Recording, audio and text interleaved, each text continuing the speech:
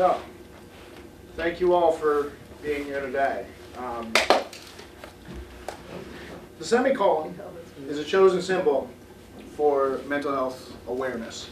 An author chooses a semicolon when he or she or they decide to not end a sentence. It is used as the symbol because in our lives, we are the authors and we are choosing not to end our sentences.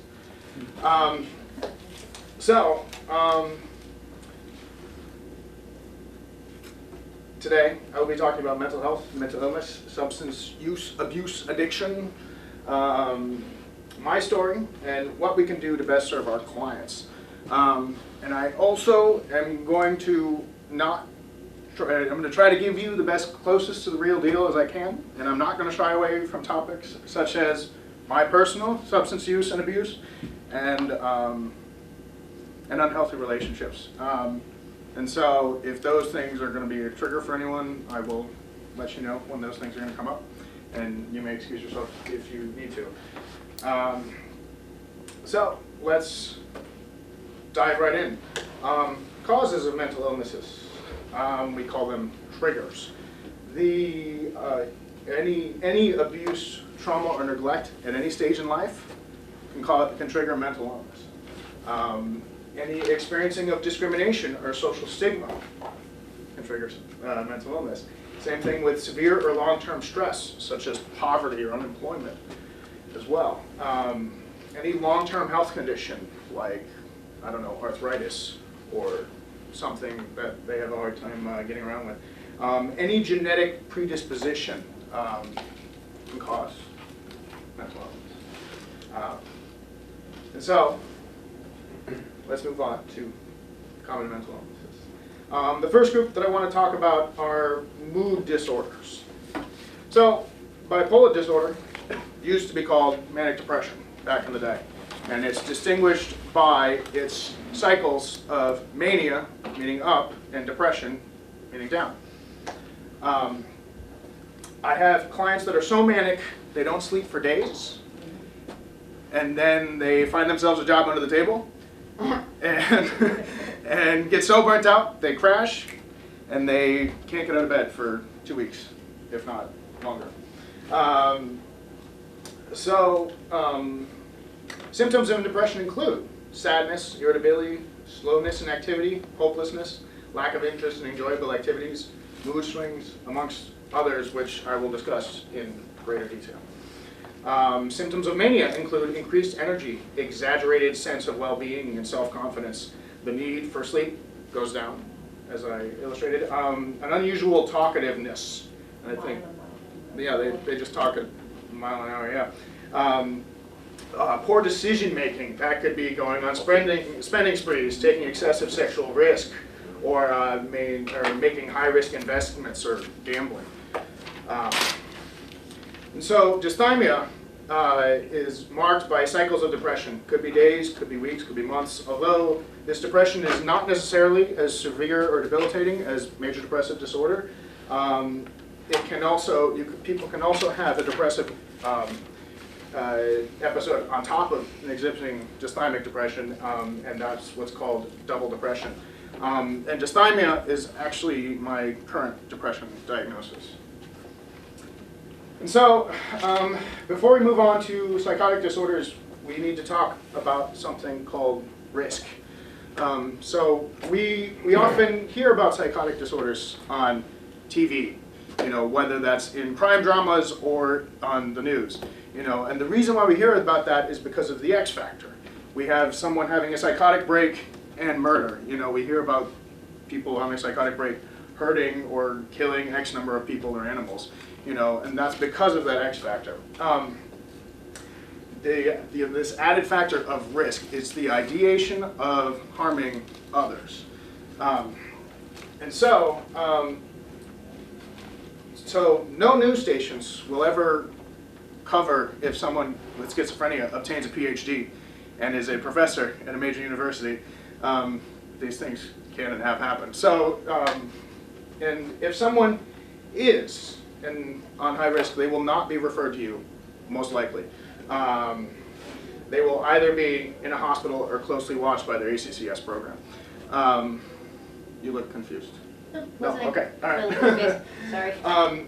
And so, I mean, I have had clients who are high risk, but they're mostly, their interest is self-harm, not harming others. And I think Stephanie can agree, would say similar things, and I think Margaret and Joe would say similar things. So, moving on to psychotic disorders. So, psychotic disorders are distinguished by a break from reality. Psychosis is a misinterpreting or misunderstanding. This could be a one-time break, this could be frequent breaks, or this could be ongoing. Seeing things that aren't there, hearing things that aren't there, hallucinations, or acting on beliefs that are untrue, delusions.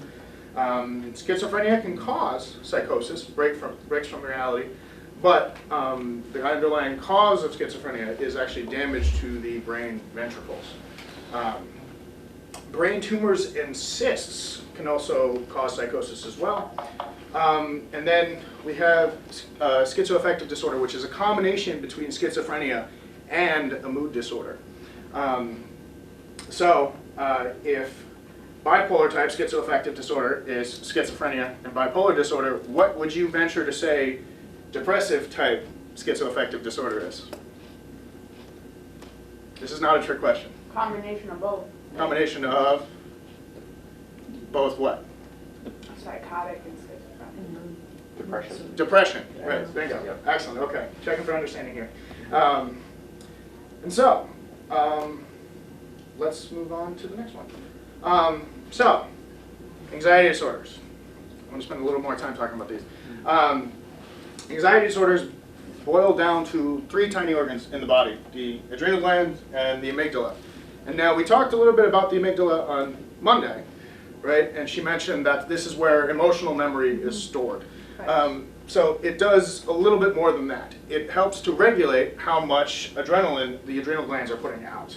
How many of you have heard of the fight or flight syndrome? Yeah. Yeah. Awesome. Who wants to give me an example of what it means? My dog always attacks, even though he's very frightful. But he attacks, absolutely. I mean, it's the first dog I have that will attack when he's scared to death instead of going away. Yep.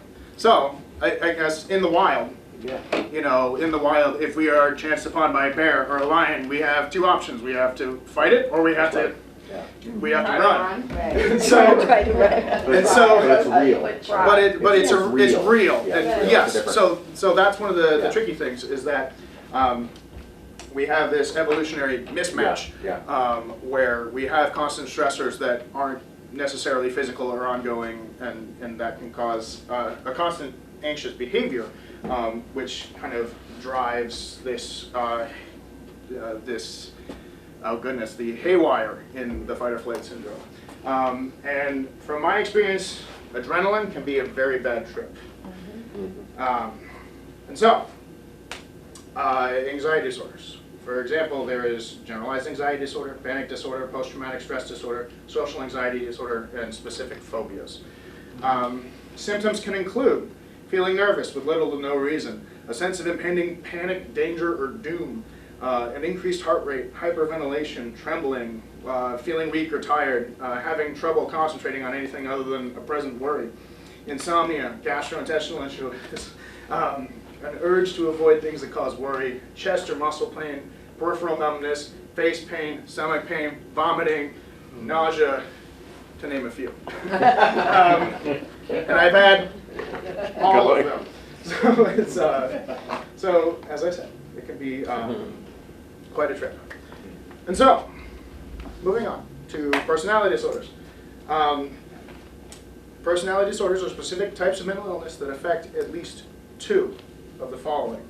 The way that someone thinks about themselves and others, the way that someone responds emotionally, the way that someone relates to others, and how someone controls their behavior. And I want to be very careful about how I say this, but personality disorder types, these in particular, can cause a second-hand smoke effect in interpersonal relationships and cause others to experience new or worsened mental illness symptoms because of abusive behavior. and you know, these are typically anxiety or depression, but psychosis is not impossible, and I've seen that in this line of work, and I've seen that in my personal life as well. The other sign of a true personality disorder is almost an angry refusal to seek help, because they feel that help in general is beneath them, regardless of it being psychological help or anything sort of beyond that. So, a person with antisocial personality disorder has a pattern of disregarding or violating the rights of others. They may repeatedly lie and deceive others. A person with borderline personality disorder has a pattern of instability in interpersonal relationships, coupled with poor self-image and impulsivity. Do they look alike, James? The antisocial and borderline? So in terms of the abuse that they kind of put on people, it can be similar, but you know, so someone with borderline personality disorder might have drama follow them wherever they go. Yeah. And someone with antisocial personality disorder might become president. So It is. Margaret and I diagnosed Trump the last one. he's Yeah, Yeah. yeah. Well, I think he's got a little bit of Yeah, I that, think he's got but one. definitely the One in last four. one. So, but yes, so they will go at great lengths. Oh no, it's on tape. So someone with borderline personality disorder will go to great lengths to not be abandoned by their partners or friends or family. Whether that is threatening or attempting suicide or abusing them physically or emotionally. So in the next one is histrionic disorder. This is marked by excessive emotion and attention-seeking behavior. They may use their physical appearance to draw attention to themselves. And they may have rapidly shifting or exaggerated emotions.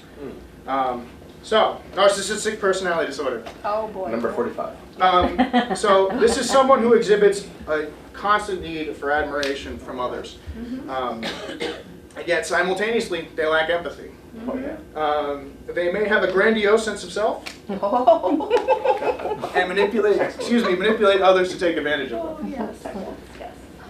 So to reiterate, I'm hoping to educate you on part of the human condition that I feel that people should be aware of, and I'm not trying to spread stigma by any stretch of the imagination.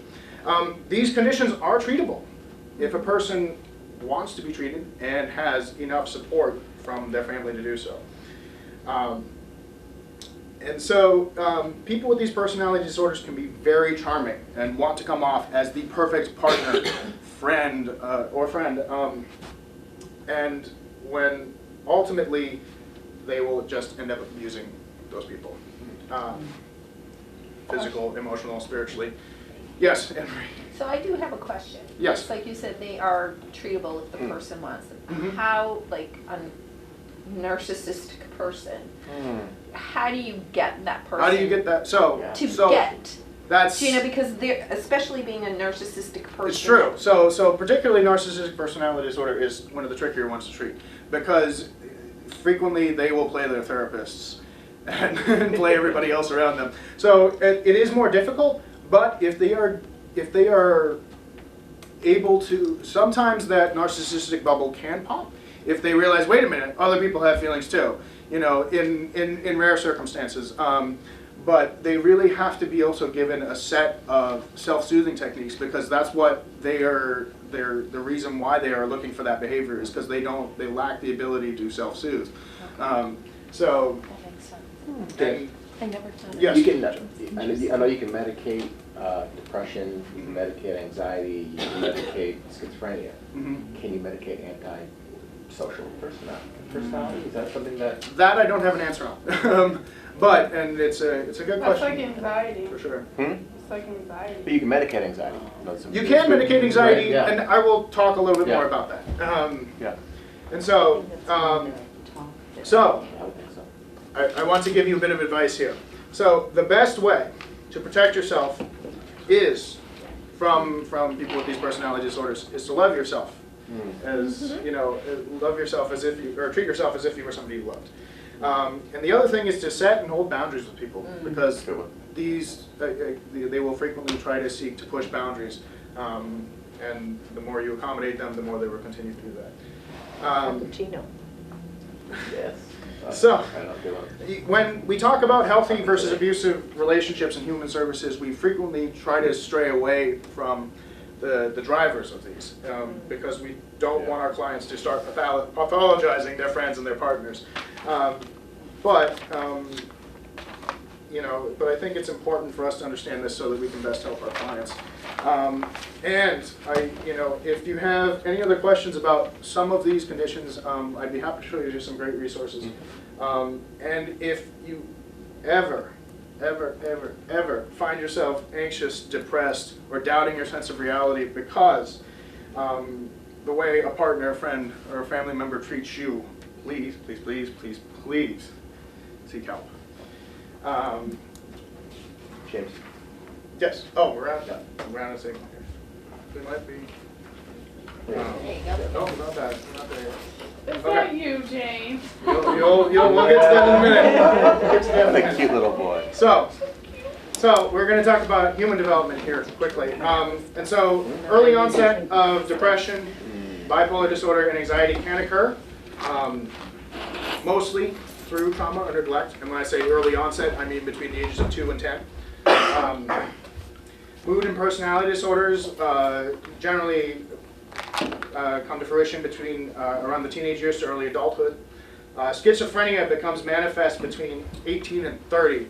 Now, for men, that number typically is closer to 18, and women, that number is closer to 30. But that is not always the case. There are definitely 18-year-old women out there diagnosed with schizophrenia just as frequently as men who aren't diagnosed until they are 30. So, Why does it mean, Yes. just a question, why does it take so long to manifest? so I think it's the damage in the brain just doesn't completely. I don't have a good answer for that, but I think it has something to do with the damage in the brain. Yeah. Yes. It has to do a little bit with adolescent development, right? So you're coming out of adolescence between the ages of 25 and 30 typically, depending on who you are. So your body is physically changing. Your brain's changing. Right, so I think that, by that point, your brain sort of starts to switch and turn that on, unfortunately. That's what I say from So you go through that 25 years of this sort of normal behavior. I Yep. wouldn't And want to then- say it, but Just it's kidding. 25-ish years of normal behavior, and then boom, they start We start seeing things. seeing things, hearing things, feeling things. How Yeah. terrifying. Scary. Yeah. That's gotta be. But you are past the point, thankfully. Just about. Just Are, about. Yeah. are we actually though? Is anybody past the age? Is anybody, you I know, think he's on. so, and then there's the X factor. Any traumatic event or abuse at any stage in life can trigger anxiety, depression, or psychosis. Thank you, Amber. You're welcome. So, James. Let's start with this Cute guy. little boy. Look at well, thank little you. dude. When I was in kindergarten, I went to school, like everybody else does. And I was noticing that I was having a hard time focusing. And, being the dutiful, self-aware, intelligent, kindergartner that I was, I went home and I reported this to my parents. And before I knew it, I was sitting in front of my pediatrician explaining to him why I was having, or how I was having trouble focusing. And he was asking me a bunch of questions like, are you compulsive? And I remember my mother saying at least a couple times, he is very compulsive.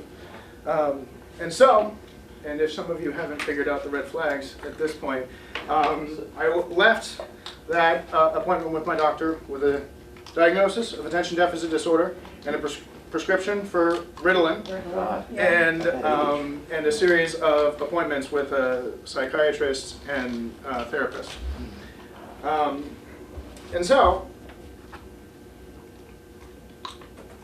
Attention deficit disorder. Why bring it up? It's a big predisposition for mental illness. The evolutionary advantages of attention deficit disorder is great memory, fast processing speeds, there are a couple more, but at the end of the day, if you have an anxious thought, a depressed thought, a sad thought, or a disturbing image in your head, those things are going to fire around much faster than they are in other people's brains, and it's going to stick for quite some time. And so there's also this level of stigma and shame attached to having a learning disability, particularly in our culture today. You're always grouped with those kids, and there's a level of shame of taking psychiatric medication as well. You may be treated differently, whether that's a positive or a negative thing. My parents frequently treated me as if I was gifted and would push me into honors classes, and sometimes that wasn't the appropriate pace for me. Sometimes it was, sometimes it wasn't. Again, strengths and weaknesses. And I spell drugs here with a Z just because of that level of chemical bias is instilled at a very young age. Whether that is a prescription drug or whether that is a recreational drug, that bias is still there. And so, and actually between medications, from when I was switched from Ritalin to Adderall, and from Adderall to Concerta, I went through stages of withdrawal that my parents didn't explain to me, and I just was feeling terrible and didn't realize why. Eventually I came off medication when I was at the end of my 8th grade, because I figured I needed to learn how to concentrate for high school on my own, and I needed to learn how to concentrate for high school when I go to college. So it was an interesting experience coming off of it. But moving on. When I was in high school, I first started having symptoms of anxiety, but I wasn't unaware of it. I would get chest pain for 15 minutes to a half an hour while I was at school. I frequently threw up in the evenings, 3 to 4 times a week.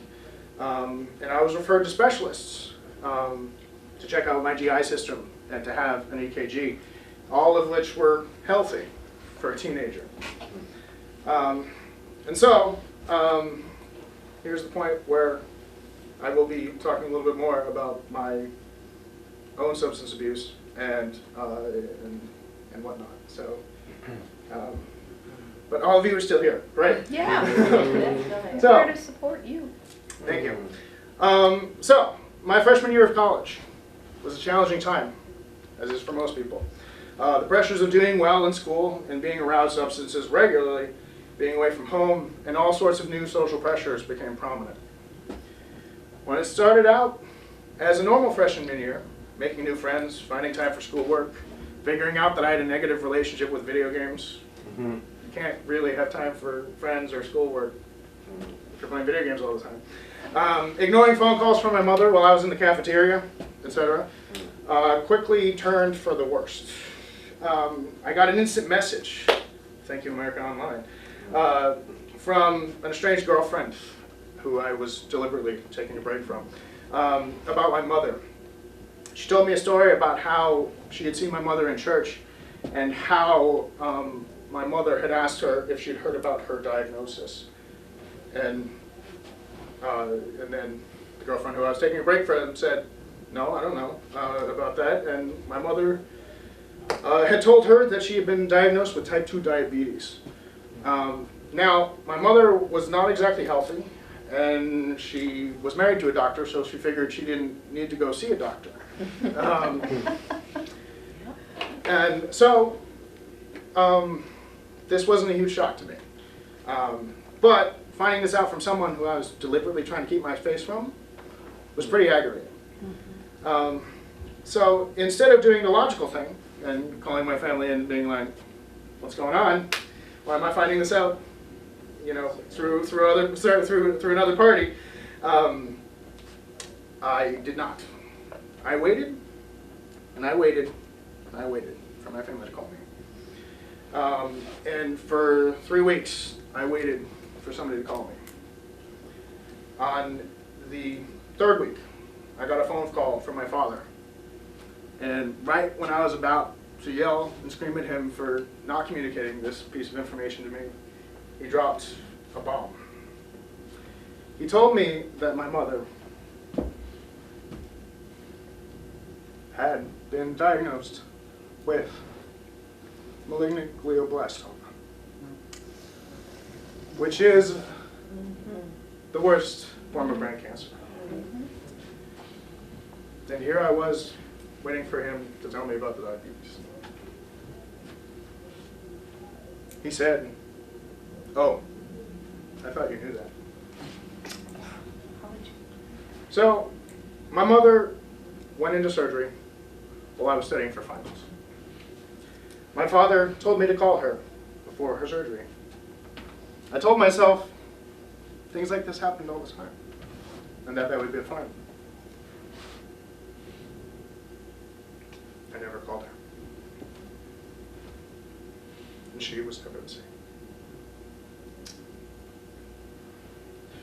I came home from Thanksgiving / winter break. It was a trimester schedule. It was weird, I know. And I went with my sister to Berkshire Medical Center to see her where she was recovering. And we got there, and because the tumor had messed with my mother's temperature regulation so much, she was in her hospital bed, naked, and not cognizant of what was going on. And that was when I had my first exposure to what sort of damage an acquired brain injury can do. All I remember is hugging my sister as she cried on my shoulder. And if you knew my relationship with my sister, that is not the usual level of affection. And I also tried to find a nurse to help get my mother dressed. My mother remained in the hospital during my vacation. I would bring my guitar and play her favorite songs in my repertoire. And she would stay comatose there for the most part. And one day, between songs, I was noodling, and I started playing the main theme from In the Hall of the Mountain King by Edvard Grieg, and they use it in movies sometimes. And you know, this was a piece that I learned how to play on piano when I was younger, and as I was playing it, she started to hum it back. And so, and from that moment, she began to recover slowly, very slowly. Other than visiting my mother, I had to try to enjoy my vacation. The estranged girlfriend and I had rekindled our relationship. I went to visit my friends at their colleges. I took one trip to visit my friends at UMass and Clark, in particular. And while at UMass, I decided to smoke cannabis for the first time in some time. And I got terrible chest pain, and I panicked. It was very similar to the chest pain that I had while I was in high school, except for there was a lot of warmth and needles and pins and such. But my friends were thankfully supportive enough to take me to health services. They checked me out and gave me a sedative. As soon as this medication hit my tongue, my body's gut reaction was, can I have another?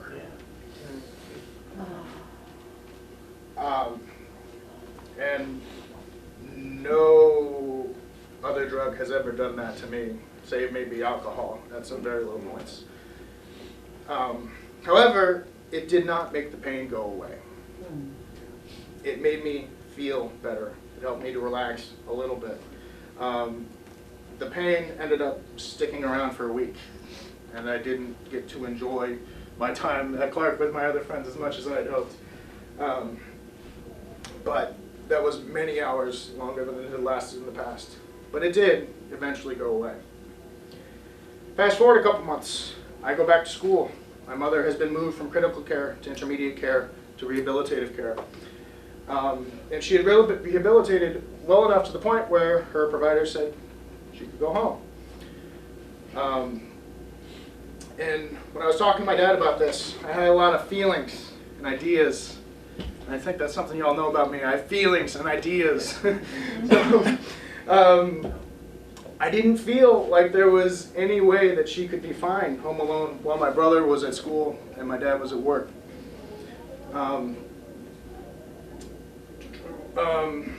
He told me that she would be having visiting nurses to go to the house during the day. But that still didn't really help me with the idea. That night, I couldn't sleep, constantly having these feelings and ideas bouncing around in my head. And at some point that night, I felt a rip in my chest, right over my heart. My school's health services wouldn't be open until the morning, and wouldn't be able to talk about it with my father until the morning either. I realized that I must have been having a panic attack, because if it were anything else, it would have killed me. I talked to the health services at my school, and they said, yeah, that's what you got going on. And they said that my only options were medication and therapy. And my experience with the sedative at UMass had made it clear that that was something that wasn't really going to help. And it could also give me another problem, an addiction. And so they referred me to the school's counseling services. My first appointment was the following week. I spoke to my dad over the phone to let him know what had happened. He had suggested that I look into some medication. I had never been completely honest with him about what had happened at UMass, and I wasn't about to be. But I told him no, and that I wasn't going to be taking any medication for this condition. I continued to go to class and get my homework done. I had no other option. I took solace in the fact that there were nursing students in my classes, and that if something critical were to happen, I was sure at least one of them would be helpful. However, despite that, I didn't really know if I was going to live or I was going to die. I had my first appointment with my school-appointed therapist. We talked about everything going on in my life.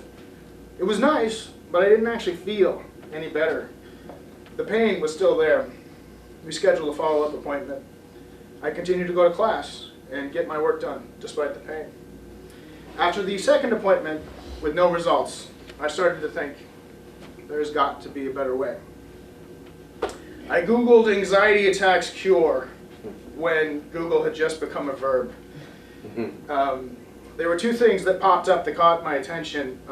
This was in the nascent days of the cognitive behavioral therapy. And there were two that came up on the list. One was designed by a therapist. The other one was designed by a man named Charles Linden, who had struggled with anxiety and panic attacks most of his adult life and had figured out how to move past them. And so I sent both of the links to my father to see if he would be willing to help me out in purchasing one of these programs. And he, being the doctor, thinking of prognosis and outcomes, looked at the success rates of each of the programs. And the Linden method had the highest, with 4 out of 5 people using the methods having little to no anxiety attack or panic attacks the rest of their adult lives. The other was not so good. He had ordered the Linden method for me off of Amazon, but this was in the days before Prime. So, and my dad was far too frugal to pay for shipping. So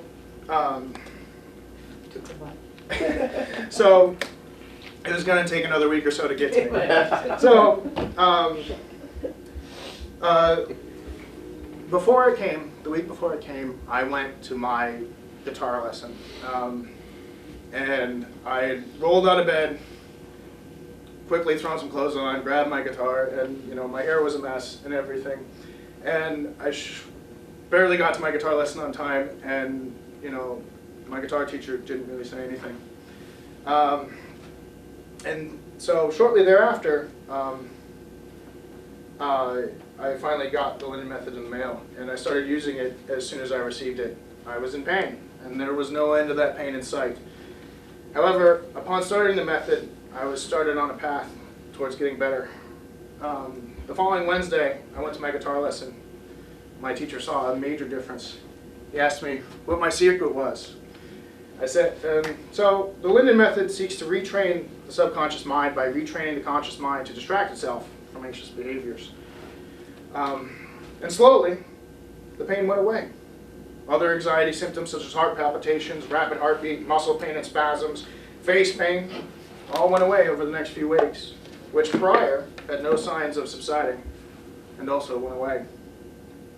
And I began to live a normal life once again, in some ways better than ever, because anytime I got the slightest hint of an anxious behavior or symptom, physical symptom, I was able to redirect myself towards much healthier behaviors. And there was some level of trauma involved in this. Whenever we give something up in life, there's always some pushback. And my personality was somewhat muted afterwards. And the girlfriend that I had noticed this, and this was a major problem for her. She would tell me that I had changed, and I also wouldn't tell her when I was anxious. And this drove a wedge in the middle of our relationship. And so, let's see if this comes back here. Okay, so let's do some quick analysis here. This picture here is at the beginning of my freshman year. And as you can see, I'm happy. And Yeah, you're happy. so the people on the other side will remain nameless. They have more respectable professions. But you can see here, I don't know. You can see muscle definition, and through the shirt, I was that fit once upon a time. But as you kind of move your way over, this picture in the middle was probably taken at my spring term. As you can see, there's almost a lifelessness quality to it, because again, having to give something up, there isn't there. This picture was actually taken that summer, and I actually went from 180 pounds at the beginning of my freshman year to losing 30 pounds, the freshman minus 30, who heard of that? But I lost a ton of weight. I had an irrational fear of being poisoned. A lot of things led to, again, me being 150 pounds, and it's almost unrecognizable. I gotta go on that diet. What did you say? I'm joking. I said I gotta go on that diet. She always wants to lose weight, you Yeah, right. know that.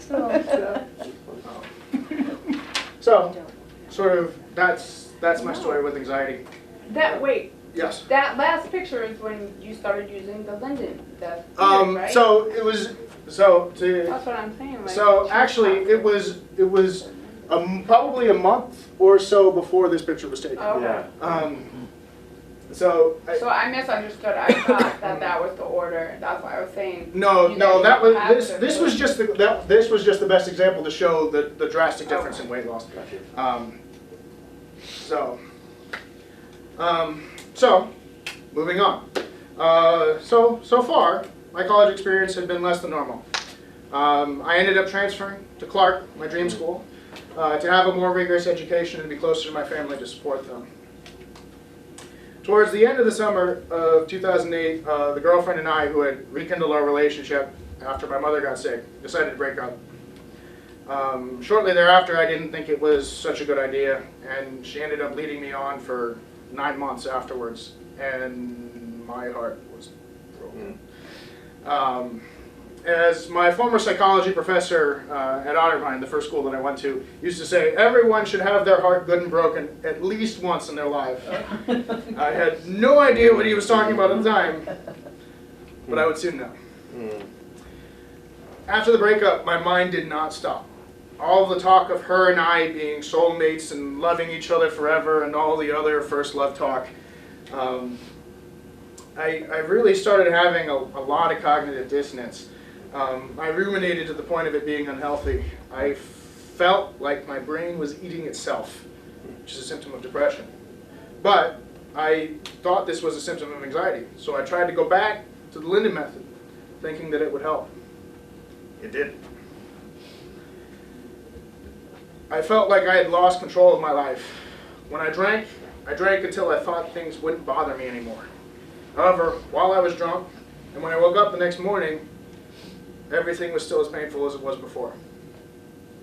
I would buy a big bag of the fun-size Reese's, and I would eat them until I got a buzz from the salt and theobromine. Wow. And it helped me to feel in control. I tried to balance this mess of behavior with looking after my family every other weekend, but there was no balance to be found. And this went on. I tried getting involved with people who I wasn't that interested in, hoping that it would take some of the pain away, and it didn't. It only created new pains. The behavior went on for quite some time, and with some of those behaviors, I'm unsure if they're completely gone. The good news is that this catalyzed songwriting for me. And I was able to write decent music now, but that was at quite a high cost. My mother passed away in April of 2009, the week of Easter. And the only person who supported me during that time was my ex, and that ultimately made me feel more led on and fueled my drinking more. That summer, I spent my first full summer working at summer camp for the first time in a little while, which was a blessing and a curse. It helped to curb my drinking, but only got me involved in relationships that I never should have gotten into. Going back to school in the fall, and being in a relationship that I shouldn't be in, caused me to drink more, on top of the added loss of my mother. I was still studying pre-med. I had started studying biochem, and my brain was not having it with the amount of alcohol that I was consuming. I drank so much that one night I drank the equivalent of an entire handle of vodka, didn't feel the slightest bit drunk, and still got a killer hangover the next day. I began to think that drinking might be a problem. So I decided to only drink socially. Small victories, right?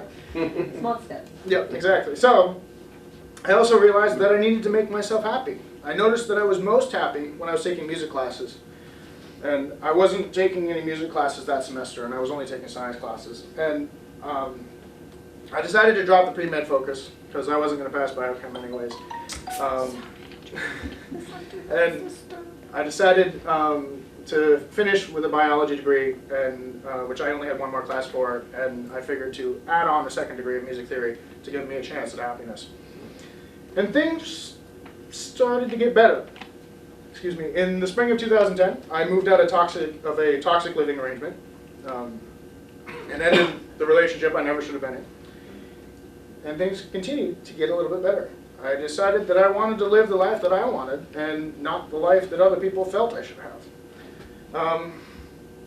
And things continued to get a little bit better. One of the longest remissions of my depression was during the 2010-2011 academic year, and but alcohol had one more punch to throw. Remember how I said that I had only decided to drink socially? So, with not drinking so much, my tolerance dropped. And then, on one particularly ruckus night of partying, I had the equivalent of a handle of vodka, and this time I had never been drunker. And thankfully, I didn't do anything too stupid or too dangerous, but I was hungover until 4 p.m. the next day. And I decided to drink only every other time I went out with friends. And I was able to stick with that. I ended up walking in the May of 2011, which was good, but my depression still kind of lingered. And around that time, I started seeing a young lady who was, or is, I guess she still is, bipolar. And she was very sweet and very smart. She was staying at Clark for a fifth-year master's in economics, and I had no solid plans. And I figured spending time with her was a good idea. However, I was depressed, and she was hypomanic. Oh, God. So, between, you know, I wasn't formally diagnosed with depression yet at this time, but I realized that I could probably be getting more help than I was receiving. And that could be okay. And being with her helped me to see that. But between her hypomania and my depression, things didn't work. You know, it's hard to find a balance when someone's zipping around everywhere at the speed of sound and you're having trouble moving at a normal pace. I was also having family issues at the time, and without there being a serious commitment in the relationship, I didn't feel right asking her to support me through that. So I had to end it. But shortly thereafter, I moved to Boston. And so let's see if we can have some quick analysis here. I mean, Is that you in the middle? that's me in the middle. I Yes. love that picture. Where's the tattoo? Where's the tattoo? So Yeah, that's. this is Pickup. interesting that this is your first question. Yeah, that was. So so that is not a tattoo. It looks like marker. Does it say Looks like marker. So have any of you heard of the charity To Write Love on Her Arms? So it's an organization that helps try to spread awareness of mental illness and suicide, particularly suicide prevention. But frequently it's suggested, nobody suggested to me that this at the time, but I kind of figured it out on my own, is that, so basically one coping strategy, again, to try to feel in control, is to cut yourself, right? But a substitute for that frequently is to write positive affirmations on yourself. And so, so that was actually taken at summer camp, and basically the day camp that I was supervising, I needed to test markers, and I'm writing all these things on paper, in front of me, and like doodling and things like that. But I was like, wait a minute, I need to feel these things more permanently. And so, I started writing these positive things on myself, and then there it says life. I'm sure on the other hand it said love or joy or happiness or something, some other positive affirmation to help me get out of that. Well, that's you in college then? Is that? Yes, Yeah. yes, all of these pictures I'm in college. And the other two are more indicative of substance abuse rather than depression. So let's keep tracking here because we got How many moments? Yeah. we got one last big story here. Okay. So you might recognize this guy now. But learning to work with ADD and depression for the bulk of my 20s was rather difficult. My first job out of college that wasn't working at a summer camp was at a Whole Foods in Cambridge. The good news about this experience is that I finally realized completely that alcohol was not helping me. I didn't have much of a support system anymore. So when I was drinking, for the most part, I was drinking alone. Sometimes I got drunk, sometimes I didn't, but without fail, I would get sick. And I was really tired of feeling sick all the time. And at the time, the store that I was working at was selling alcohol. And seeing how some people reacted when they were presented the slight inconvenience of having to present their identification to purchase alcohol really kind of held up a mirror for me. I didn't really want to act so entitled about purchasing alcohol. And the first and only time, let's emphasize first and only time, I ever thought about seriously killing someone happened during that time. There was a man who his accent suggested that he came from a place where the alcohol laws were strictly focused on use. And he would come in and frequently give me a hard time about asking for his ID. And every day that I went to work, I dreaded seeing him in fear of what I might do if he continued to act as if him and his bottle of wine were more important than my livelihood and my job. Shortly thereafter, I switched stores to one in Brighton that did not sell alcohol to remove that from the equation.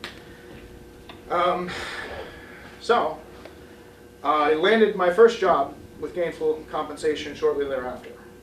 This brought a whole new set of stresses. I had a difficult time being a team player on this new team when I was so irritated from lack of sleep.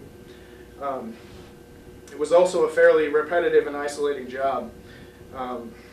I clashed with some of my team members to the point of annoying the supervisor. Have I clashed with any of you to that extent? No. Let me think. Right? So, No. but, and although the director of the lab liked me, my numbers and turnaround times were not up to par, and so I was laid off.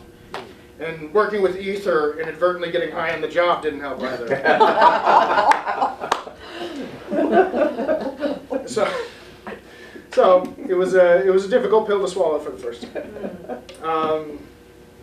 So I went back to the Brighton Whole Foods after a month and a half of being unemployed. which is surprisingly tiring. I had a couple more jobs in Boston. Some of them were good paying, others of which weren't so good paying. But living in Boston wore thin on me. There was lots of hustle and bustle going nowhere. And the music scene was not as what I was promised, or felt like I was promised it would be. I internalized a lot of myths about the music industry and felt that maybe a change of city would help. So in the fall of 2014, I moved to Denver on a relative whim, thinking that the music scene would be much better there. It was, only marginally. I was able to network with other musicians better, and people weren't keeping their secrets to themselves. And I was able to get booked for shows, which I wasn't able to do in Boston, but nothing major. In Colorado, I had 2 prospects for work. I had left Whole Foods on not good terms because I had gotten stress sick, which, again, symptom of depression. And I called out from work later than the call-out policy had required. The first place was a small regional natural grocer called Sprouts. I like to call it the Walmart of natural foods. By the time that I was working there, they did not care about their employees so much. The other was Chipotle. I had gone to a group interview and had some mixed feelings about working for a restaurant, even though I agreed with Chipotle's values. So I decided not to take the job, and Sprouts got back to me sooner.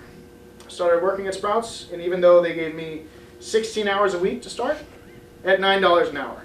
And you can't make rent and eat getting paid $9 an hour. So one day, the restaurateurs, which is Chipotle's term for regional managers, who were opening up the Chipotle I'd applied to work for, came through my store to pick up an avocado. I asked them how things were going and trying to open the store and if they were still looking for people. They said they were. So I reapplied and met the rest of the team that they had hired, and I got along very well with them. And so Chipotle is very, very keen on teamwork. You don't get on the team unless everybody says yes. You aren't fired unless everybody says yes. Wow. Interesting. I didn't realize that.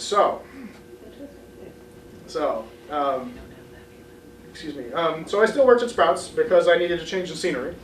However, Chipotle wanted me to work 32 hours because they really wanted me to work full time, and Sprouts was slowly upping my hours. And so most weeks I was working 50 to 60 hours. However, with all that work, I couldn't put much time into taking care of myself or playing music, which began to weigh down on me. And so much that I felt that I couldn't move as quickly as my peers anymore. I didn't realize this, but this was a symptom of depression. And people frequently describe it as moving through mud. And so the person who they were grooming to become a new supervisor was not super respectful about that. She said things like, "Step it up and pick up the pace," without really trying to understand what was going on with me. The restaurateur who I was close to and the assistant manager actually did a good job of trying to sit me down and having a conversation with me.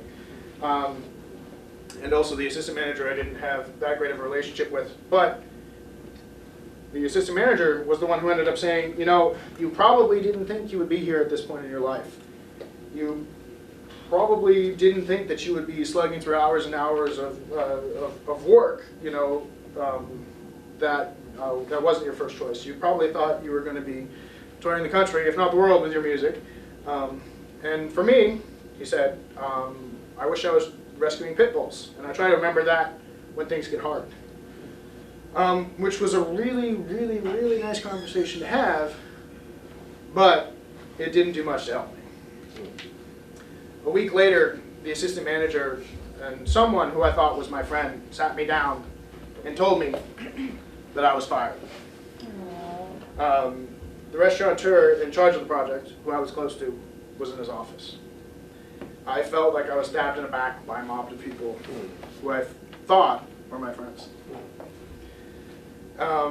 And I was so hurt when I shook the assistant manager's hand.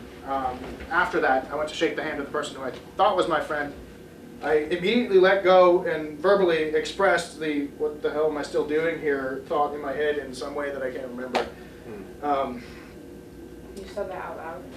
I didn't say anything out loud. I was like, ugh, or something, and left. But, so, nice thing is that there was a little window that was opened from that. Sprouts was willing to put me up to full-time in grocery, which was a whole different form of stress. But in some ways, it was good to be physical and to sweat all that stress out. And the best thing about working in grocery is that if someone's too rude to you, you can walk away. And so, for the first time, even though I was making okay money with Sprouts, I wanted more. Although I was living in North Glen, I wanted to spend time in the more trendier parts of Colorado. Denver, Boulder, Fort Collins had a lot more things going on. And I was granted a job at a large tea company with a cosmic name, tracking the fermentation of their kombucha, which was pretty close to the dream, or so I thought. However, having a 45-minute commute and having an isolating job and seeing the same people who I didn't really want to see took its toll after a while. The machine that I was using to track kombucha gave me a lot of problems, and I didn't have a good relationship with the person who could help me with that, and so I tried to solve it on my own. Samples got backed up, and right as I figured things out and tried to get things back on track, the director of quality assurance and research and development pulled me into his office and told me I was being let go. As I drove back to North Glen from Sleepy Time Drive for the last time, I was lost.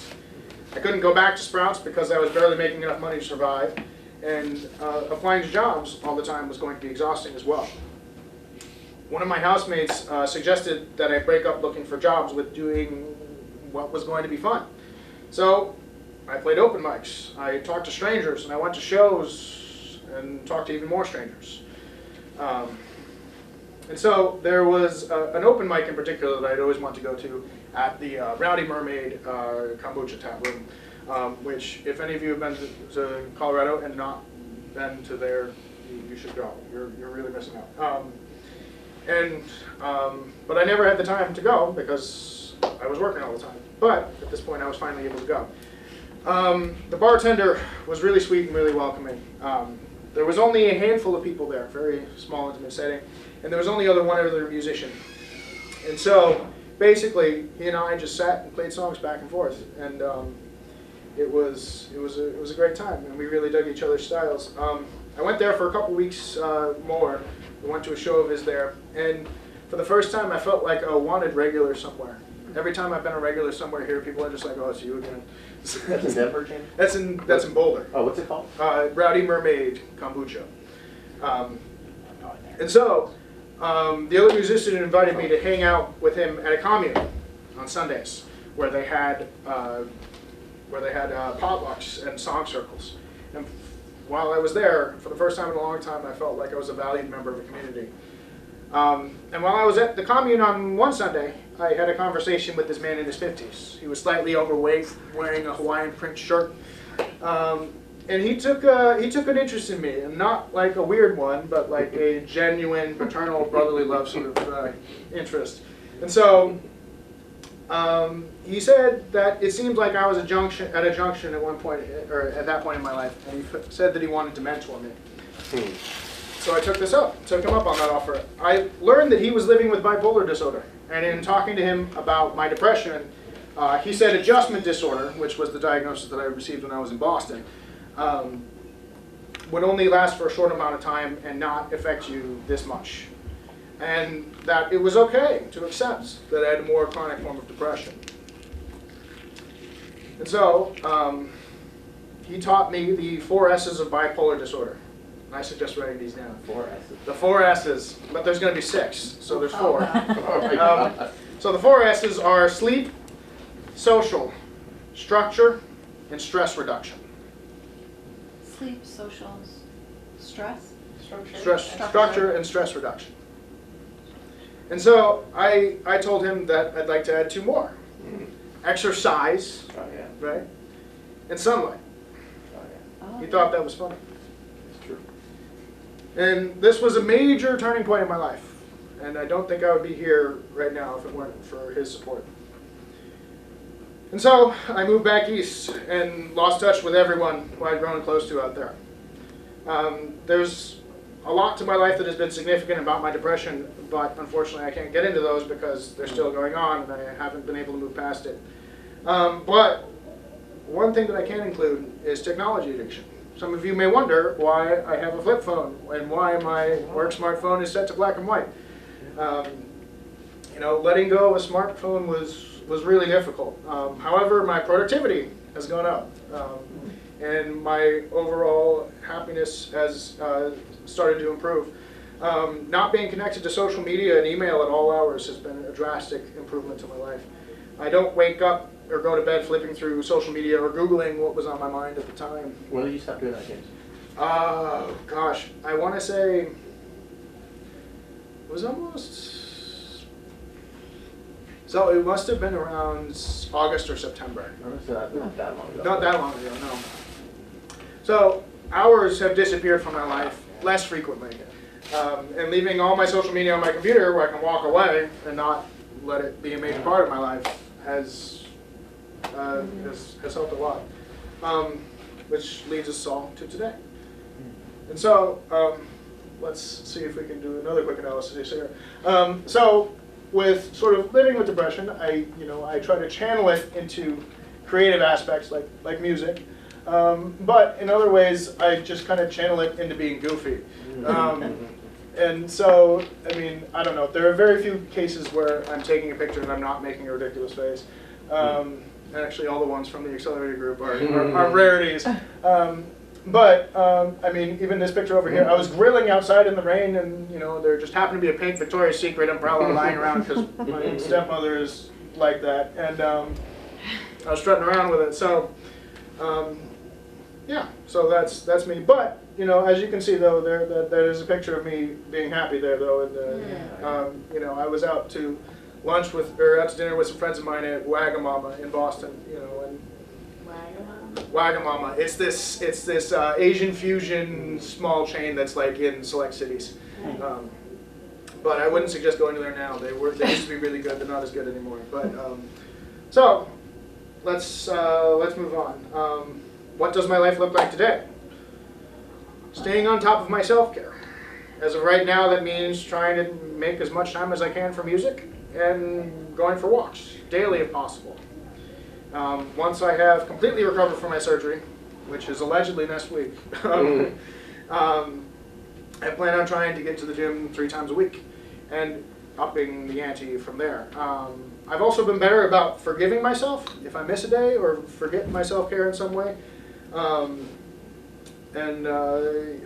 I do my best to keep out added stress and minimize how much I watch TV and how much time I spend in front of a computer.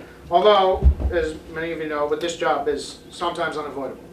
And so I try to get as much sunlight as possible, even during the winter months. I try to structure my life around this job as best as I can. Walking whenever I get out from work and practicing with a band on Thursdays. So I'm still trying to work on the sleep and the social part, but I'll get back to you once I do.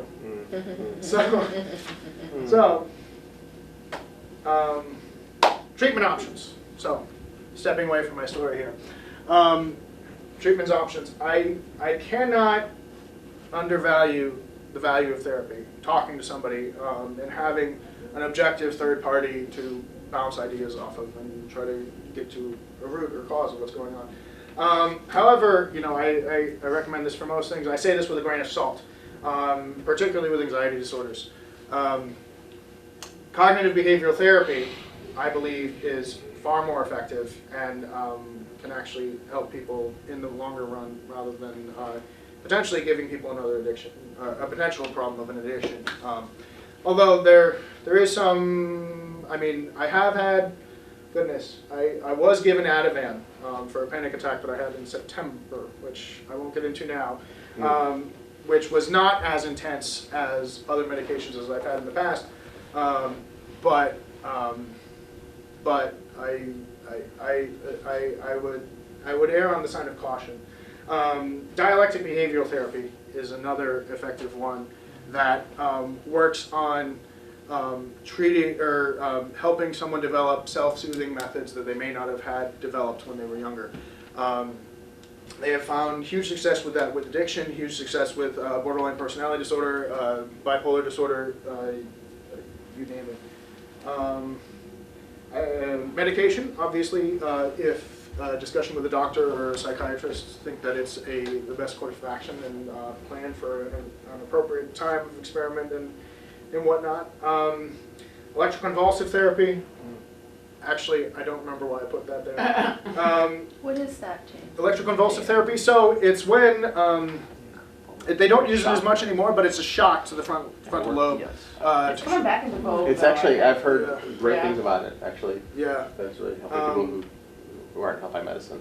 Yeah. But that moves us to transcranial magnetic stimulation, which Joe should be aware about because we went to visit one of the That's there's right, a Northampton. TMS place Yeah. in Northampton.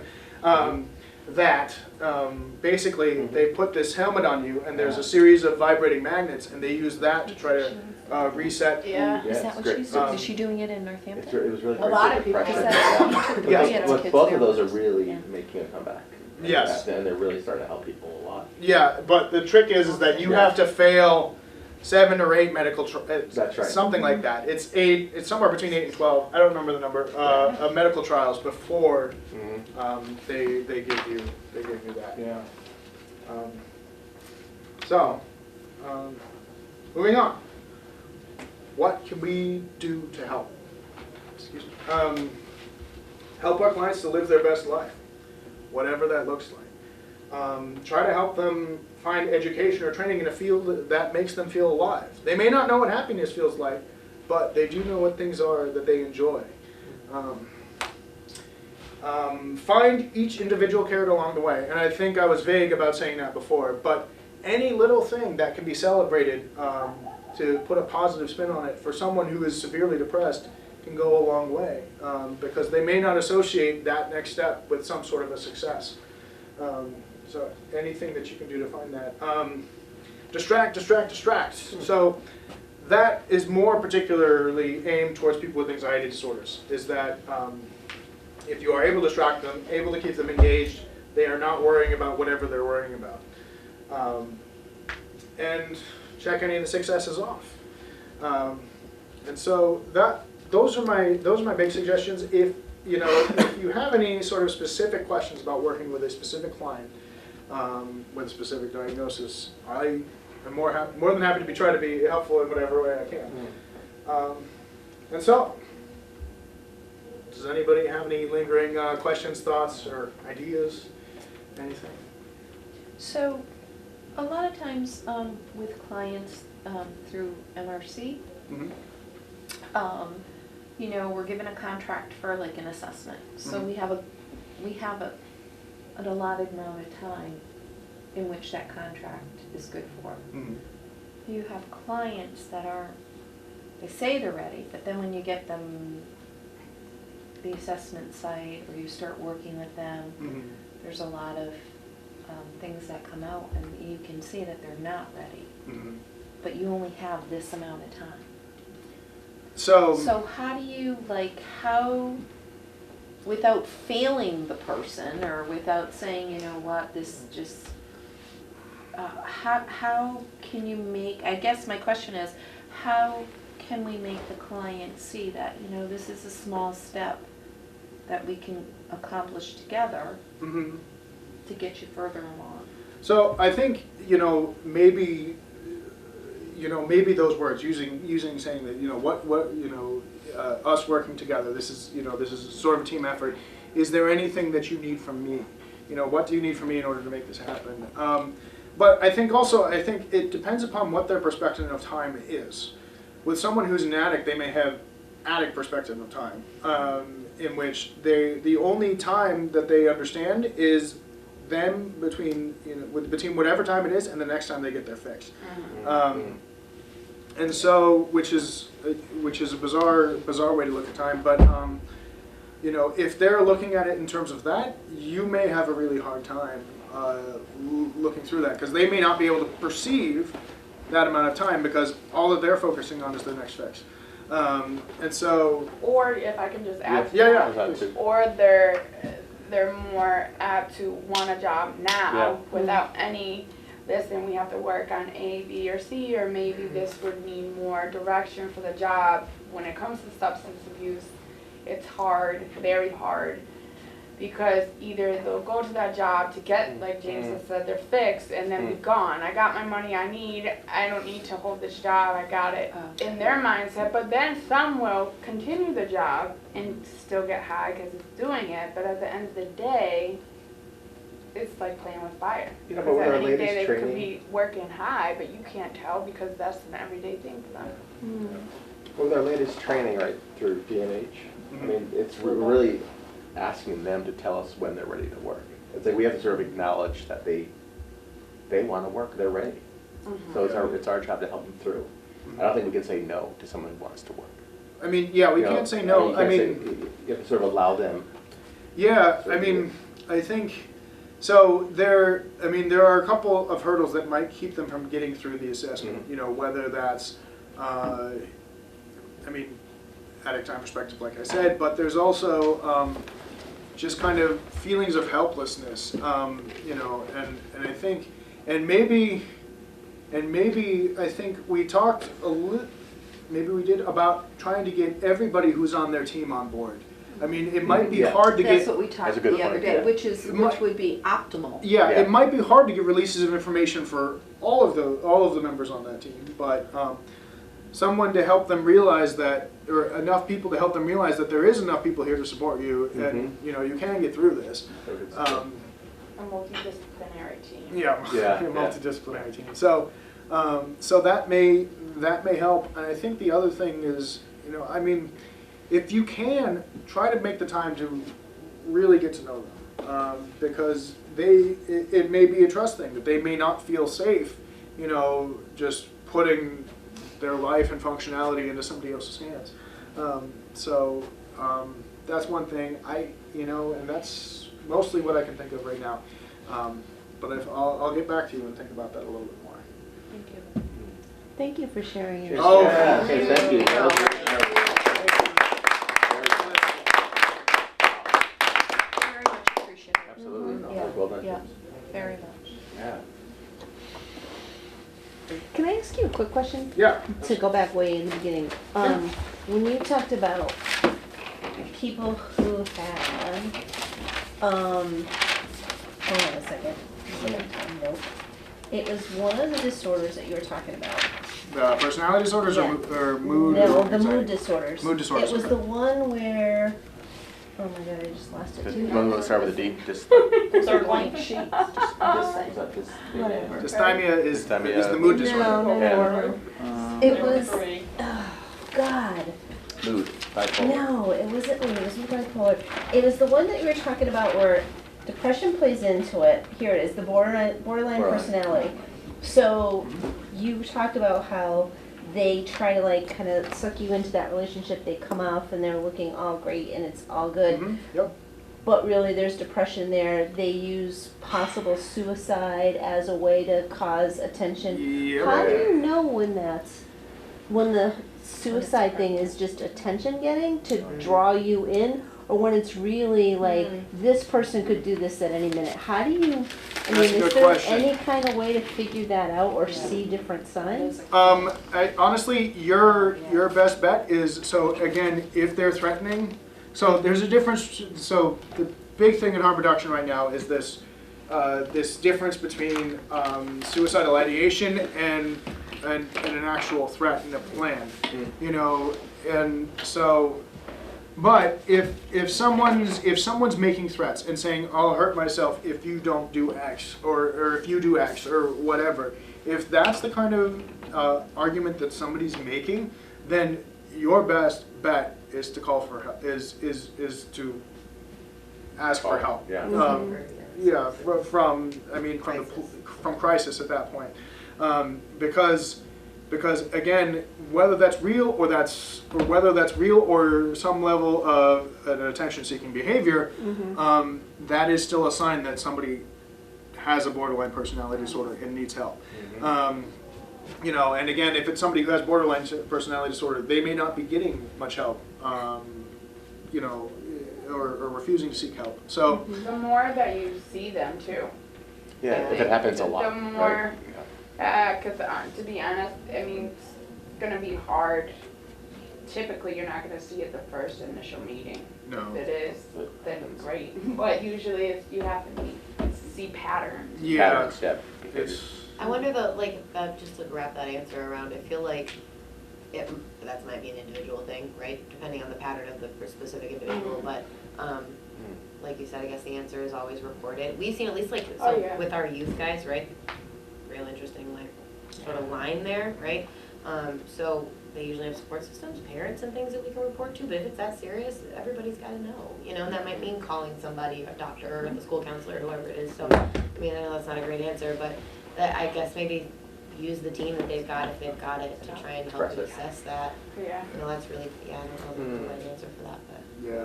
But I think, I mean, honestly, it's but I think it's definitely better safe than sorry, especially when dealing with personality disorders. And I don't, and again, someone with depression is also not going to say, if you don't do this. So that's kind of one distinguisher there between someone who has borderline personality disorder and someone who is just depressed. There is no contingency. There is no, you know, this isn't a me problem making it a you problem. There is, you know, that's what I like how you said to use the team, because I just was telling Amber, I worked with an individual who is like borderline, and it was scary, like some of the stuff that he did, and you would bring his support to his family that you thought were supportive, and they were, nope, nothing's wrong with my child, what are you talking about, he's fine. And there was instances where it was like, listen, and I mean, an incident actually did happen where the parents, like, they had to wake them up, but it gets scary when you don't have that support, especially from the family. So you saying use a multidisciplinary team is super important. Communication is huge, because if you're not getting support from the family, you have to get it somewhere else. Yeah. And that family in particular, you're talking about, and I do not mean to categorize or any of that, but I think, and personally I have friends, both attorneys, and their son is autistic, but they do not see that. Yep. And they will I've not seen that. get him I've seen help. that too. Yeah. They don't want to They will not put him in a program. Yeah, I see that a lot. They will not do, and I'm like, oh my God, this Yeah. child Glad. can be helped. They don't see it, and with this particular client, Dentist. professional people. Yeah. He's a dentist, mom's a nurse, and they don't see anything wrong with their son. Yeah. No, I mean, so. And I don't know, like, Is it because they deemed it attention seeking, or is it because they're maybe just a little in denial? I don't know, but Probably you know, both. I tend to see it, and again, I do not want to categorize people, but I tend to see it in more professional, Yeah. like So- upper class So yes, people. yeah. And it's just like, Unawareness you just or want to hit them stigma? in the head. Yeah, well, and so there's a lot of it that's stigma, and so to Stigma, sort of yeah. add to that, I've heard proxy of that. So my stepmother works in HR for a law firm in New York, and she one of the partners there. So I have a stepbrother who's on the autism spectrum, and she was sort of progressive in her ideas in the early '90s, and was actually very key to help my stepbrother to be remotely functioning. I mean, he has a long way to go, but how to explain this? There was another partner at that law firm who had another child with autism, and she was like, there are some things I think I can help you with, and and so the parent brought their progeny to my stepmother's house, and she started showing them some of the techniques that she had been working with my stepbrother, and after 15 minutes, this person, a lawyer, threw their hands up in the air and said, "There's nothing wrong with my child," and dragged their child and steamed out the door. So so again, I mean, that's how powerful stigma is that, you know, It's Denial. tough, and I say, like, when you say, you know, the team, that's inclusive of the support from home. Yeah. Whether it's a parent, parents, siblings, whatever, grandparents, and if you don't get it there, it puts the team at a disadvantage. Oh, yeah. Because then there's only so much or so far we can go. Mhm. And it really is, you know, disheartening, because there are things that can be done and should be done and aren't being done. Mhm. Yeah, no, very true. And I think, I mean, and to maybe, yeah, it's hard to, I mean, it's hard to say, you know, Yeah. because again, I mean, again, families can be at odds with what they think is best for their progeny, you know, and I mean, to kind of tie back to my story, you know, the kind of, the odds of like what accommodations a parent thinks are appropriate versus what accommodations the student thinks is appropriate, or the person thinks is appropriate, may be two different things. You know, so there's that, there can be those elements in there, you know, and yeah, it's hard, and I think, you know, that's one thing that's also going to be another constant in the human services field, is that, you know, teams are not always going to agree, you know. Yeah. And, Yeah.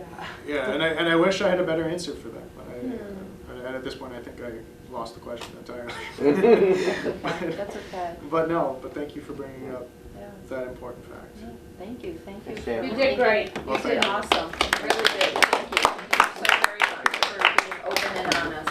And it's Appreciate it. helpful, yeah, because I'm sure, not just speaking, Where I are mean, you speaking for me, I don't want to speak for anyone else, but I'm sure that makes other people feel more comfortable. Some people, like you said, like we've talked about, are embarrassed or Yeah. don't want that to be known because it's like, oh, what is someone else going to think, Yeah. this and that. So I like that you were able to do that, because it was helpful. I'm gonna throw something out there, kind of a Yeah. question. So just to come back, I think the question came from, I think we were still answering almost Bev's question about like attention seeking and things. So I was wrapping back around to that because I'm still like kind of thinking about it. I'm there. I don't have like a real direction. I guess I just kind of want to put it in everyone's brains that like we don't know the difference between attention seeking and like actual behavior, right? So that might be something to think about like on a grander scale and maybe focus on at some point. I'm actually like really interested in that now that we've really like kind of thought about this, because I think like we had mentioned stigma and things like that, right? So some of these parents, they might see this behavior for so long that they deem it attention seeking regardless of what it actually is. I could bring my kids Right? in. So I think that that's part of it too, is just like that consistent sort of like behavior. They get really caught up in it, and then that part of that support team doesn't matter for anymore, right? Because they have this idea already, they've got a bias, they've got this sort of like already, you know, idea sort of set. So I've seen that a lot with a lot of our guys' parents most of the time, you know, because they're still young, so they can kind of say that. But I don't know, I don't really know where I'm going with that, but I think that might be something for us to like look into maybe as a team or try and do a training on, is like maybe identifying what kind of behaviors could be deemed as attention seeking, and then maybe where that line is where it actually, you step over it and you're like, all right, something has to happen now. You know, and again, that could be different for everybody, but it might be a really cool thing to think about or to look into, is like what that Yeah, looks like. for sure, I agree. Yeah, no, I agree with that. I mean, but I don't know. I think the argument that I was trying to make, especially for borderline personality disorder, is again, the refusal to get help is just so high that they may not get any help unless it's, you know, in that crisis situation, in a respite or in a hospital or whatever. So, but you know, I don't know. It is tough to say where that line is, because, you know, I think there are some outburst disorders that could be attention seeking behaviors, or, you know, or an impulse control disorder, you know, and it's hard to see where that line is. But I think, you know, if safety comes in line, I mean, sometimes I should err on the side of caution of like, if this is going to be a safety problem for either the, you know, the human services worker or the clinician or whoever, or the, you know, or the client or whoever, you know, that I mean, I would argue to take that seriously, but yeah. So. Thank you. Again. No, thank you. Thank you all. One more word, thank you, Jane. We still have meetings to have, huh? We still got topics to chat about. Yeah. So Justin, do you have an ERG update? Yes, so this month I'm going to be looking at the issue.